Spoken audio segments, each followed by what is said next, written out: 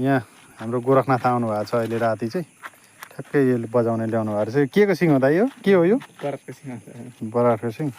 अनि यो त छोराहरू 4-5 भाइ भयो भने काटेर अंश लाग्छ अरे भनेको सुनेको थिएँ हो तपाईँलाई त सिँगै पर्यो अरे एक्लै पर्यो एक भाइ मात्रै हो त्यो भयङ्कर राम्रो रहेछ यो त कति पुरानो होला होइन मजाले बज्दो रहेछ एकचोटि बजाइदिनुहुन्छ बाटोमा नजाउनु ल हेर्नु है तपाईँहरूले कतिजनाले यो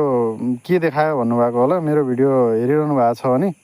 यो चाहिँ हाम्रो गोरखनाथ जोगी भनिन्छ जुन आउनुहुन्छ र राति बजाउनुहुन्छ र बिहान दक्षिणा लिनुहुन्छ उहाँहरूले चाहिँ यस्तो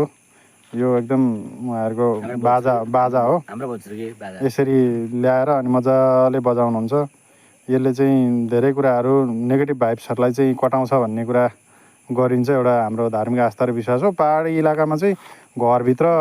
पनि बजाउने चलन हुन्छ हामी गेट खोलिदिन्छौँ तर तराईमा अब हरेक कुरा मान्छेको सबैको एउटै सोच हुँदैन सुरक्षाको दृष्टिकोणले पनि उहाँहरू बाहिर बजाउनुहुन्छ र बिहान आउनुहुन्छ धेरै राम्रो लाग्यो ल यही नै हो तपाईँहरूले नजिकबाट हेर्नु भएको छैन भने र यो विशेष गरेर उहाँहरूको एउटा शक्ति हुन्छ राति जति बजे हिँडे पनि उहाँहरूलाई चाहिँ यसले सुरक्षा गर्छ भनिन्छ र यसको कतिपयले चाहिँ यो यसरी खुर्किएर नानीहरूको बुटीमा लगाइदिएर एउटा रखे गर्ने पनि काम गर्छ